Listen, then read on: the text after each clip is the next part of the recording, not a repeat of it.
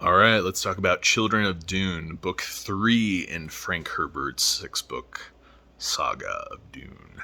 I do want to get into some stuff, so spoilers, I would say, because there's big things that happen to characters in here, so let's get into it. Now, Children of Dune is a really important book. It sets the tone kind of for the rest of the series, I would say. Because not only do you have Leto II, who later becomes the tyrant, become a big part of this. You see the beginning of him taking control of everything. You also see him give up his humanity, his metamorphosis, and such. We see Paul killed while under his alias, the Preacher. But I think it's very poetic how he is killed and in what circumstances by a disciple of the religion of Muad'Dib. So it's not only ironic, I think it's, funny enough, prophetic, and I think it's profound. Because I could think of many circumstances in which even Jesus Christ himself would be attacked by someone in his name.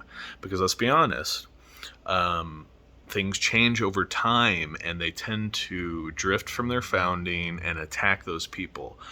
We see this now in American society. We see people turning on the founding fathers and attributing demonic motive. They're racist, they're slave owners, write them off, cancel them, attack, attack, attack, not thinking about what it is they founded. And say it's in the name of freedom, right? So that's a modern parallel we can see. I would like to throw this little nugget in there. Zeus in ancient Greek was originally Deu Pater. That's God the Father. Later on it becomes the Zeus as we know it today. So case in point, things drift from their founding and future generations turn on it without necessarily realizing they turn on it. And I guess that's the interesting thing. So in our case in the society today, in the name of freedom, we persecute entities that worked to bring about freedom in the society, right? Paul experiences this in his journey. He's killed by a disciple. The religion and that terrible future that he was looking to fight, he plays his cards right to enable his son, Leto II. However, he's destroyed.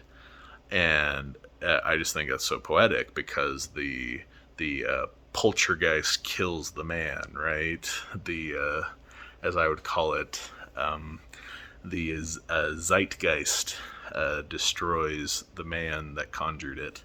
So very poetic, very profound. I actually really like that Paul dies this way, and you see that he does it in service of changing that terrible future. So that's what goes on with Paul.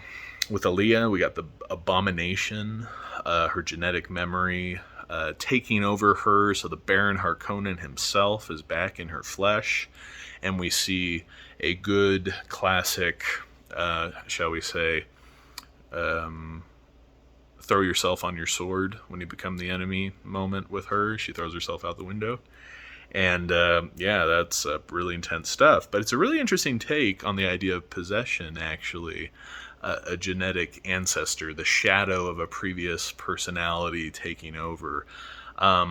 So it makes you think about possession. It makes you think about schizophrenia and things like that in a new light. And we see how these interesting topics are woven into Frank Herbert's work in a very science fiction way. And I think it's really cool and really creative. Now, Leto II, very interesting stuff he sets up here. And this book sets to the next part, which is God Emperor of Dune, which is, I would say, probably the most dense philosophically, because it's pretty much just him talking about what he's done, what he's taken from humanity, and what he's forcing to happen on his pursuit of the golden path. So it's that one I could see people struggling with the most, God Emperor of Dune, whereas in Children of Dune, it sets up for that. I could see some people maybe kind of losing interest, but there is a lot happening. We're wondering what's going to happen with Aaliyah, the abomination, and how Jessica will handle that, right?